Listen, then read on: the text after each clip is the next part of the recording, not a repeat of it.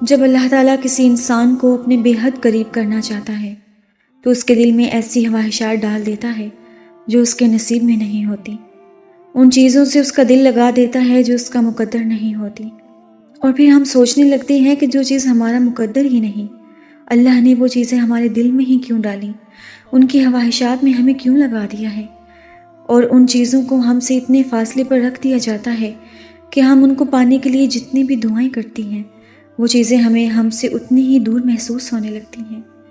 کیوں؟ کیونکہ اللہ تمہیں اپنے محبوب بندوں میں شامل کرنا چاہتا ہے۔ اللہ آپ کو اس مقام تک لانا چاہتا ہے جہاں پر تمہارے صبر کو آزمایا جاتا ہے، اس مقام تک جہاں پر صرف اس کے محبوب بندے ہی جا سکتے ہیں، اس مقام تک جہاں ہمارا توکل، ہمارے آنسو، ہمارے سجدے اور ہماری یہ باتیں ہمیں اس کا پیارا بنا دیتی ہیں، اور ہر کوئی تو اس کا پیارا نہیں ہوتا نا، اور تب اپنے لیے مانگتے مانگتے تم اس راستے پر چل پڑتے ہو جس کے آڑ پر تمہارا رب تمہارا منتظر ہوتا ہے۔ تم نے دعا مانگی، تمہیں لگ رہا ہے کہ قبول ہوگی بھی یا نہیں، مگر کبھی کبھی اللہ تعالیٰ تمہاری نہ سن کر تمہیں تکلیف میں ڈالتا ہے، صرف اس لیے کہ وہ تکلیف ایک وجہ ہوتی ہے اللہ کی طرف سے جو تمہیں صبر کرنے کا حوصلہ دیتی ہے، اور یہی تمہاری دعاؤں کی اصل قبولیت بھی ہے، یہی التجاؤں کا اصل جواب بھی ہے، اور یہ جواب اللہ کا جواب ہے۔ وہ بھی یہی چاہتا ہے، وہ بھی تمہیں دینے پر راضی ہے، بس تمہیں سننا چاہتا ہے، بار بار سننا چاہتا ہے، کیونکہ تمہارا اس کو بلانا اچھا لگتا ہے۔ یہ وقت آزمائش کا ہے، تمہاری آنکھیں راتوں کو گیلی ہوں گی، دل ہزار بار ٹوٹے گا، صبر آزمایا جائے گا، امتحان میں ڈالا جائے گا تمہیں، لیکن یہ وقت بھی گزر جائے گا، کیونکہ میرے رب کا وعدہ ہے کہ ہر مشکل کے ساتھ آسانی ہے۔ سنو اے ٹوٹے دل والے خاموش انسان، یہ مت سوچو کہ تم اکیلے ہو، اللہ تم سے بے پناہ محبت کرتا ہے، ایسی محبت جو تمہارے گمان سے بھی بڑھ کر ہے، وہ تمہیں تمہاری چاہت سے بھی زیادہ عطا کرے گا، بس اس پر بھروسہ رکھو، اپنے دل کو اس کے حوالے کر دو اور اس کے راستے پر چلتے رہو، کیونکہ جب اللہ تمہارے ہاتھ تھامے گا تو تمہیں ایسی منزل پر پہنچائے گا جہاں سکون، خوشی اور کامیابی تمہارا انتظار کر رہی ہیں۔ اللہ پر یقین رکھو، وہ تمہیں کبھی تنہا نہیں چھوڑے گا۔ اللہ تک پہنچنے کا سفر وہیں سے شروع ہوتا ہے جہاں تم سوچتے ہو کہ اب سبھی راستے بند ہو چکے ہیں۔ جب دنیا تمہیں ٹھکرا کر اللہ کے لیے سجدے میں گرا دیتی ہے تب وہ تمہیں سنبھال لیتا ہے اور پھر سے اسی دنیا کے روبرو لا کر کھڑا کر دیتا ہے۔ کبھی سوچا ہے کہ تم میں اتنی ہمت اور بے خوفی کہاں سے آتی ہے؟ جب تم اللہ کے فیصلوں پر یقین رکھتے ہو تو وہ تمہیں ان فیصلوں پر راضی ہونے کے لیے بے حد صبر دے دیتا ہے۔ لمبی اڑان سے پہلے وہ تمہیں اڑان سے لڑنا سکھاتا ہے تاکہ تم جان سکو کہ یہ مسافتیں بہت دشوار ہیں، اور اگر آخرت سے پہلے کی زندگی اتنی آسان ہوتی تو صبر کبھی جنت کے دروازوں میں سے ایک دروازہ نہ ہوتا۔ توکل رکھو، جو امیدیں اللہ سے وابستہ کر لیتے ہیں اور پھر ان کے دلوں کو کبھی مایوس نہیں ہونے دیتا، وہ ہتھیلی تب تک خالی نہیں ہونے دیتا جب تک اسے اس سے بہتر چیز سے نہیں نواز دیتا۔ تم اسے تھامے رکھو، وہ تمہیں تھکنے نہیں دے گا۔ وہ سب جانتا ہے جو تم ظاہر کرتے ہو، اور وہ جو تم چھپاتے ہو، وہ اس دکھ کا بھرم کبھی نہیں توڑے گا جو تم نے اس کے سوا اور کسی کو نہیں سنایا۔ تم اسے وقت دو، وہ تمہارا وقت ٹھیک کر دے گا۔ تمہیں ابھی لگے گا کہ سب ختم ہو گیا ہے، مگر وہ تمہیں پھر سے آزمائش کے بعد زندگی کی جانب واپس لے جائے گا اور خوشیاں تمہارا مقدر کر دے گا۔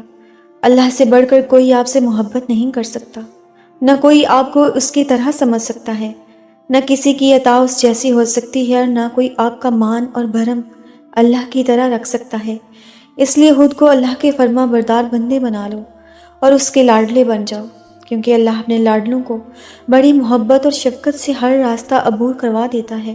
بس اس پر یقین رکھو، اس کی محبت کو اپنی زندگی کا حصہ بنا لو، اور دیکھو کیسے وہ آپ کو اپنی رحمتوں سے نوازتا ہے۔ صرف ایک خوشی ایسی ہوتی ہے جو ہمیشہ رہتی ہے، اور وہ ہے اللہ کے ذکر کی خوشی، اللہ کے فیصلوں پر راضی رہنے کی خوشی۔ جو اللہ کے فیصلوں پر راضی رہ جائے اس کو کوئی غم نہیں ہوتا، کیونکہ اسے یقین ہوتا ہے کہ میرا رب جو بھی کرے گا وہ میرے حق میں بہتر ہوگا۔ اللہ کی محبت کو کبھی مت بھولیں، جس وجود کو دنیا بے دردی سے توڑ کر بکھیر دیتی ہے۔ اسے پھر اللہ آہستہ آہستہ اپنی طرف سمیٹ لیتا ہے۔ اللہ امتحان لیتا ہے تاکہ صابر رہو، آزمائش میں ڈالتا ہے تاکہ اس کے شکر گزار رہو، رلاتا ہے تاکہ صاف دل رہو، نوازتا بھی ہے تاکہ اس پر یقین رکھو۔ جس شخص نے صبر کر لیا تو سمجھ لو کہ وہ کامیاب ہو گیا، اور دوسرا مشکل وقت میں اللہ کو یاد کرنے والا۔ قرآن پاک میں اللہ تعالیٰ نے کئی جگہوں پر ذکر کی تلقین فرمائی ہے۔ جب بندہ مشکل وقت میں ہوتا ہے تو پھر اسے کچھ سمجھ میں نہیں آ رہا ہوتا، اسے کچھ بھی نظر نہیں آتا کہ میں کیا کروں، تو مشکل وقت میں کثرت سے اللہ سے اپنے حالات کے بدلنے کی دعائیں کرتے رہنا۔ دعائیں اندیکھی ہوتی ہیں لیکن وہ ناممکن چیزوں کو ممکن بنا دیتی ہیں۔ معجزات کرنا اللہ کا کام ہے، ہمارا کام بہت آسان ہے۔ دعا، یقین اور صبر۔ مصائب اور آزمائشیں تو سب پر ہی آتی ہیں، کوئی ان سے ہیرے کی مانند نکھرتا ہے تو کوئی اپنا آپ ہی کھو دیتا ہے۔ وہ آزمائش جس میں آپ ثابت قدمی سے ڈٹے رہیں، رب کی نافرمانی سے بچے رہیں، وہ زمین سے اٹھا کر آسمان کی جنتوں کا وارث بنا دیتی ہے۔ قرآن پاک میں اللہ تعالیٰ نے سجدہ ہو اور اللہ نہ ملے، ذکر کی تلقین کی پکار ہو اور وہ نہ سنے، آنسو سے بات کرو اور وہ آنسو کی زبان نہ سمجھے، دل تکلیف سے پھٹ رہا ہو اور وہ تمہارے ٹوٹے دل کی تکلیف کو نہ سمجھے، صبر کی آخری حد ہو اور وہ نہ جانتا ہو، بے جان آنکھیں اس کو اٹھا کر دکھاؤ اور وہ دعاؤں پر کن فیکون نہ کہے، ایسا کبھی نہیں ہو سکتا۔ وہ رب بہت رحیم ہے، تھام لے گا، پکار کر تو دیکھو، اور جب تم مانگو تو یہ مانگو کہ وہ ان چیزوں میں تمہارے صبر کا امتحان نہ لے جن سے تم بے حد محبت کرتے ہو۔ اللہ دیکھتا ہے جب تم نم آنکھوں سے آسمان کی جانب دیکھتے ہو، اللہ دیکھتا ہے جب تم دعا کے لیے ہاتھ اٹھا کر خاموش ہو جاتے ہو۔ اللہ واقف ہے تمہاری ہر تکلیف اور ہر پریشانی سے۔ اللہ کو اندازہ ہے کہ جب تم صبر کرتے کرتے تھک جاتے ہو، اللہ کو ہر اس لمحے کی خبر ہے جب تم بے بس ہو کر خاموش ہو جاتے ہو۔ یقین رکھو، صبر رکھو، اور امید رکھنے والوں کو اللہ کبھی نا امید نہیں چھوڑتا۔